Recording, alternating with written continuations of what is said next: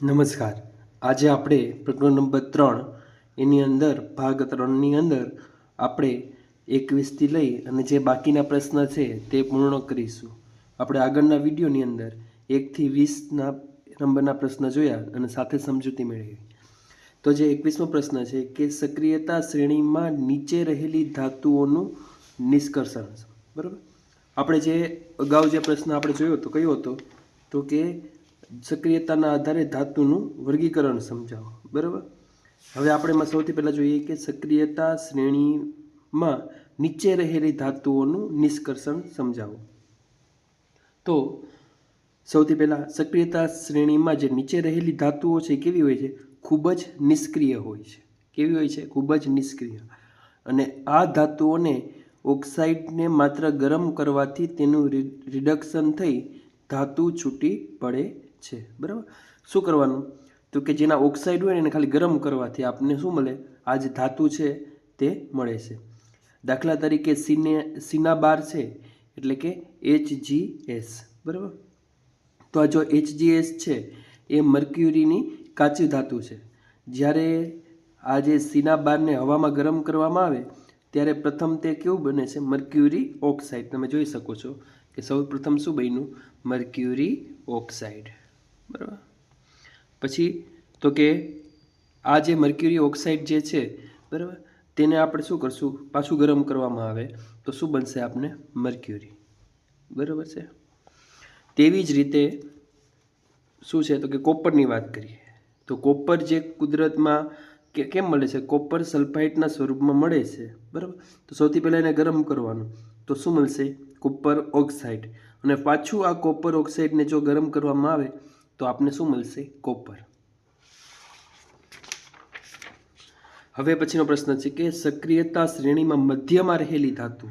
બરાબર, સૌથી પહેલાં નીચેની ધાતુ જોઈ, હવે વાત કરીએ મધ્યમાં રહેલી. તો જે મધ્યમાં કોણ હોય? કઈ કઈ ધાતુ હોય? લોખંડ હોય, ઝીંક હોય, કોપર હોય, સીસુ હોય. આ બધી ધાતુ કેવી છે તો કે મધ્યમાં રહેલી.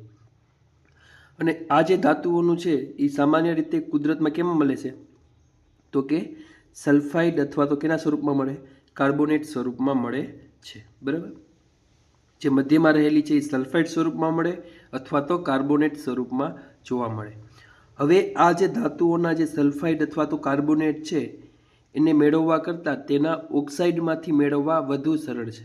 બરાબર, આમાંથી મેળવવા કરતાં આપણે ઓક્સાઇડમાંથી જો મેળવીએ ને તો તે વધુ સહેલું છે. તો આપણે શું કરશું? આ સલ્ફાઇડ અને કાર્બોનેટ સ્વરૂપમાં હોય એને કેમાં ફેરવવામાં આવશે તો કે ઓક્સાઇડના સ્વરૂપમાં ફેરવવામાં આવશે. તેથી રિડક્શન કરતાં પહેલાં તેને ઓક્સાઇડ સ્વરૂપમાં ફેરવવી જરૂરી છે. તો શું કરશું તો કે સલ્ફાઇડયુક્ત કાચી ધાતુને વધુ માત્રામાં આપણે હવાની જરૂર પડે છે અને શું બને છે? ધાતુ ઓક્સાઇડ બને છે. અને આ પદ્ધતિને કહેવાય ભૂંજન કહેવાય. શું કહેવાય? ભૂંજન. જ્યારે સલ્ફાઇડ આવે, કોણ આવે? સલ્ફાઇડ. તો શું આવશે? ભૂંજન પ્રક્રિયા આવશે. હવે જ્યારે કાર્બોનેટ આવે તો ત્યારે શું આવશે? કેલ્સિનેશન.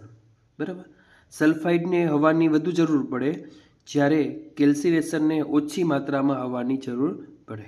આપણે બેના ઉદાહરણ જોઈએ, ભૂંજન અને કેલ્સિનેશન. તો ભૂંજનની અંદર આપણે જોઈ શકાય છે કે આ જે સલ્ફાઇડ છે બરાબર એને ઓક્સિજન 3O2 તો શું બનશે? Zinc oxide. અને કેલ્સિનેશનમાં પણ શું બનશે? Zinc oxide. તો સૌપ્રથમ આપણે શું કર્યું? ઓક્સિડેશનમાં ફેરવવામાં આવ્યું. પછી શું છે તો કે આ ધાતુ ઓક્સાઇડનું કાર્બન વડે રિડક્શન કરતાં શું મળશે? ધાતુ મળશે. હવે જે આપણે ઓક્સિડેશન મળ્યું તેનું આપણે કાર્બન સાથે શું કરશું? રિડક્શન. એટલે આપણને શું મળશે? ધાતુ મળશે. બરાબર, પછીની પ્રક્રિયા જોઈએ તો કે થર્મિટ પ્રક્રિયા. બરાબર, કેવી છે નામ? થર્મિટ પ્રક્રિયા. આ ખૂબ જ વારંવાર પરીક્ષાની અંદર પૂછાય એવો પ્રશ્ન છે કે વધુ સક્રિય ધાતુઓ ઓછી સક્રિય ધાતુઓને તેમના સંયોજનમાંથી વિસ્થાપિત કરી શકે છે. બરાબર, જે વધુ સક્રિય ધાતુઓ હોય તે શું કરે? ઓછી ધાતુઓને શું કરે? એના સંયોજનમાંથી વિસ્થાપિત કરે. અને જે આવી વિસ્થાપિત પ્રક્રિયા ખૂબ જ કેવી હોય? ઉષ્માક્ષેપક હોય. કેવી હોય? ઉષ્માક્ષેપક. અને જે ધાતુ મળી કેવી હોય? પીગળેલી અવસ્થામાં હોય. અને આવી પ્રક્રિયાને થર્મિટ પ્રક્રિયા કહે છે. હવે ધારો કે આપણે એનું ઉદાહરણ જોઈએ તો કે જ્યારે આયર્ન ઓક્સાઇડ એટલે કે Fe2O3 ને એલ્યુમિનિયમ સાથે પ્રક્રિયા કરાવવામાં આવે, બરાબર, તો એલ્યુમિનિયમ છે એની સાથે જો પ્રક્રિયા કરાવવામાં આવે તો શું થશે, તો આપણે આગળ જોઈએ તો આ Fe ની જગ્યાએ કોણ આવી જશે, Al, બરાબર. આ વધુ સક્રિય ધાતુ છે અને આ ઓછી.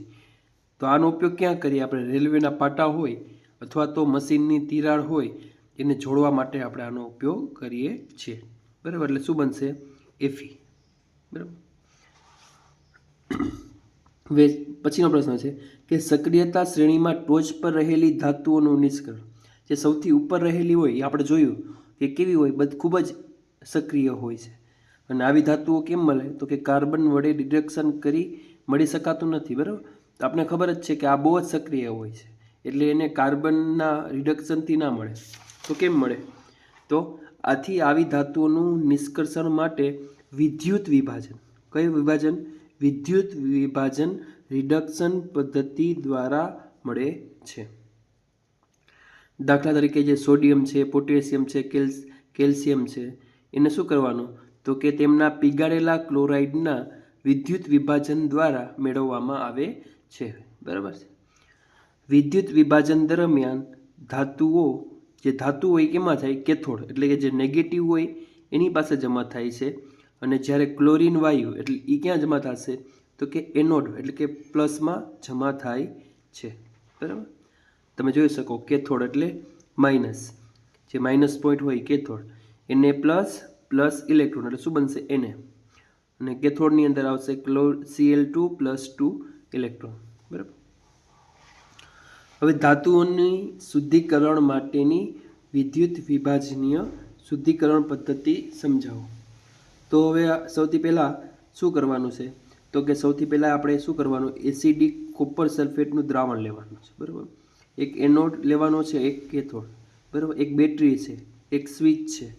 તો શું થશે, આ જે એનોડ છે એની અંદર કઈ પટ્ટી છે, અશુદ્ધ કોપરની પટ્ટી છે, અને આમાં શુદ્ધ કોપરની પટ્ટી છે, બરાબર.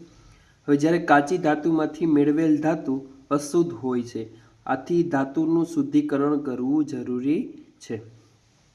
અને આ પદ્ધતિમાં સૌથી વધુ વપરાતી પદ્ધતિ આ છે, બરાબર. કઈ પદ્ધતિ, વિદ્યુત વિભાજનીય પદ્ધતિ.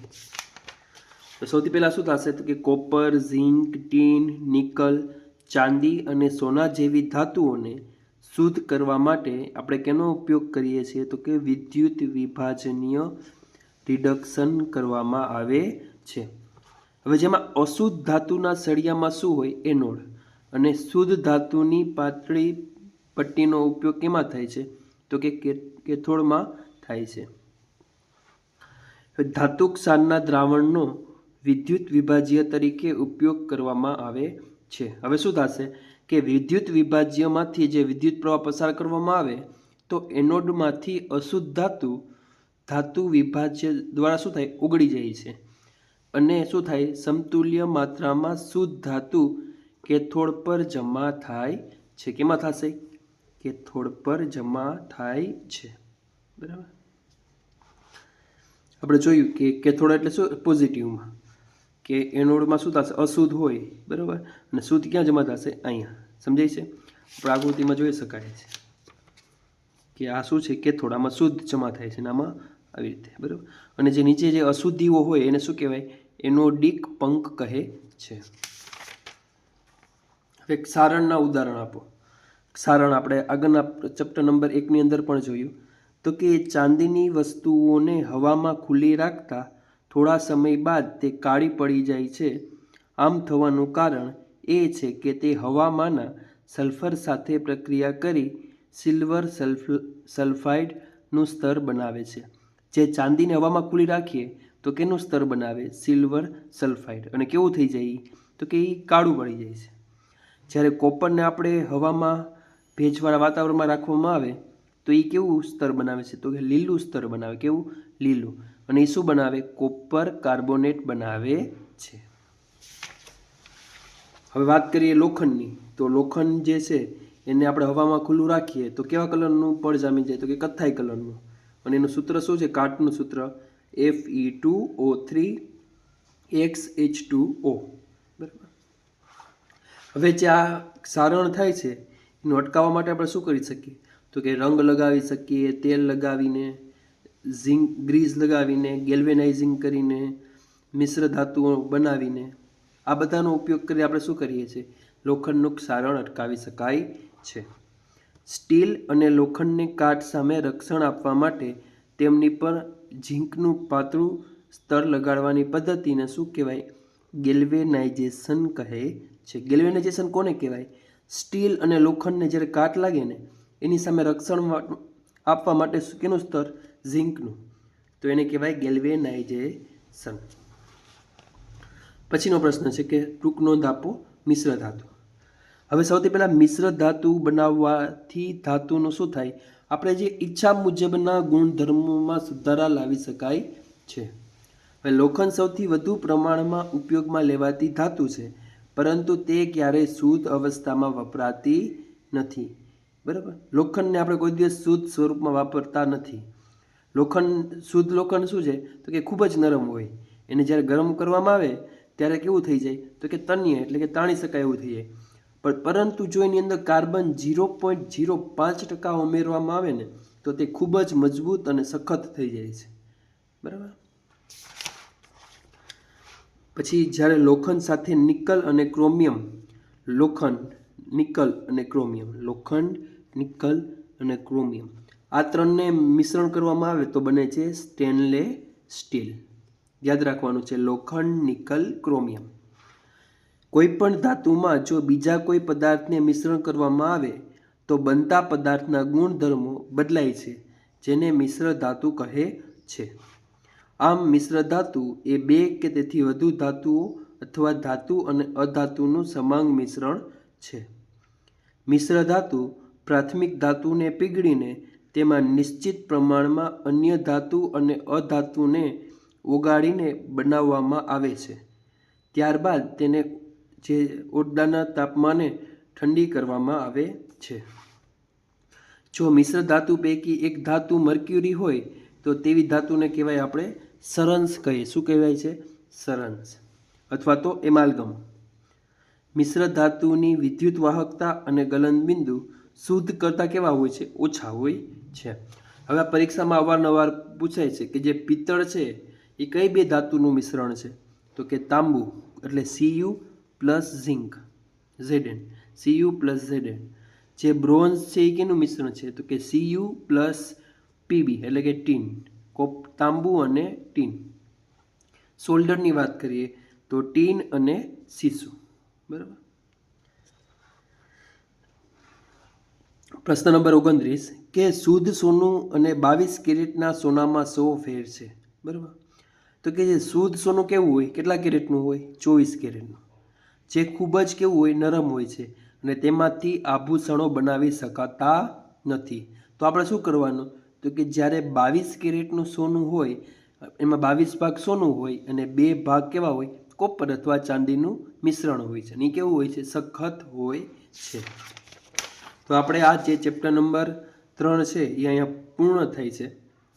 પાર્ટ 1, પાર્ટ 2, પાર્ટ 3 એની અંદર 1 થી 29 પ્રશ્ન જવાબ આપણે જોયા.